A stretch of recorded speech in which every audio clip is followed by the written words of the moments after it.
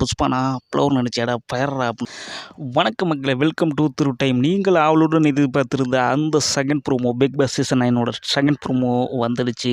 சரி, இந்த ப்ரோமோவில் என்ன நடக்கு அப்படிங்கிறத பார்ப்போம்னா ஒன்றும் கிடையாது. ஃபஸ்ட்டாக பிரச்சனை அண்ட் சாண்ட்ரா வந்து வீட்டுக்குள்ளே போகிறாங்க. வீட்டுக்குள்ளே போய்கிட்டு எல்லாருக்குமே எல்லா கண்டஸ்டத்துக்கும் ஒரே கேள்வி அப்படின்னு சொல்லிட்டு ஒரு கேள்வி கேட்குறாங்க. அதுதான் என்ன கேள்வின்னு பார்த்தீங்கன்னா, இந்த வீட்டுக்குள்ளே நீங்கள் எதுக்காக உள்ளே வந்தீங்க அப்படிங்கிறது தான் அந்த கேள்வி. அதுக்கு வந்து உள்ளே இருக்க மற்ற கண்டஸ்டன்ட் வந்து எல்லாருக்கும் தனியாக ஒரு பேடு அண்ட் பேப்பர், ஒரு பென் எல்லாம் கொடுத்து தனித்தனியாக அவங்க எதுக்காக வந்தாங்க அப்படிங்கிறத எழுதுன்னு அந்த கருத்துக்கள் ஏற்றுக்கொள்ளும் வகையில் அது வந்து சரியாக்கப்படும், நிராகரிக்கப்படும் வகையில் அதை வந்து ஒரு குப்பை தொட்டிகளை போட்டு ஒரு அந்த நெருப்புகளை போட்டு கொளுத்தி எடுத்துரு அப்படின்னு சொல்லிட்டு இதுதான் நடக்குது அப்படின்னு சொல்லிட்டு எல்லாருமே வந்து எல்லோரும் எழுதுனதை வந்து பேப்பரை கலெக்ஷன் பண்ணி வெளில கார்டன் ஏரியாவில் வெளில நிற்கிறாங்க. வெளில நின்றுட்டு பார்வதியை காமிக்கிறாங்க. பார்வதிக்கிட்டே நீங்கள் எதுக்காக வந்தீங்கன்னு கேட்கும்போது, நான் யாருன்னு தெரிஞ்சுக்கிறதுக்காக வந்தேன், நான் இருக்கிறது தான் ரியல் அப்படின்றாங்க.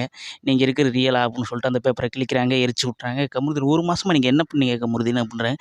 கமுருதீன் என்ன சொன்னாருன்னு தெரில, பட் நமக்கு அது காட்டலை.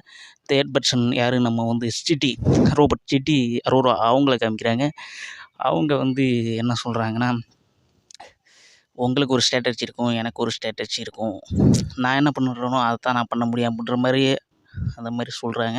பட் அதை நிராகரிக்கப்பட்டு அந்த பேப்பரும் கொளுத்தப்படுகிறது. சரி மக்களே, இதை பார்க்கும்போது இது எப்படி தெரியுதா? இப்போ புஷ்பா படத்தில் பார்த்துருப்பீங்க. புஷ்பா படத்தில் வந்து ஒரு வசனம் வரும், புஷ்பா நான் ஃப்ளவர் நினச்சேடா பயர்றா அப்படின்ற மாதிரி ஒரு டைலாக் வரும். ஃபஸ்ட் நாள் பார்க்கும்போது பயராக தான் இருப்பாங்க. யாராவது அந்த ஒயில்ட் கார்டு கண்டஸ்டன்ட் பயராக தான் இருப்பாங்க. போக போக அவங்க பயராகவே இருக்காங்களா இல்லை ஃப்ளவராக மாறுறாங்களா அப்படிங்கிறத நம்ம தொடர்ச்சியாக பார்க்கணும். ஏன்னா இதுவரை நடந்த சீசனில் அப்படி தான் போய்கிட்டு இருந்து திடீர்னு சிட்டிக்கு கோப்பம் ஊற்ற மாதிரி அரோரா அப்படி எழுந்திருக்காங்க. இன்னொரு சிட்டி இருக்குது, அதுதான் வந்து உயிர் இல்லாத சிட்டி, நம்ம அரோரா ஃப்ரெண்ட்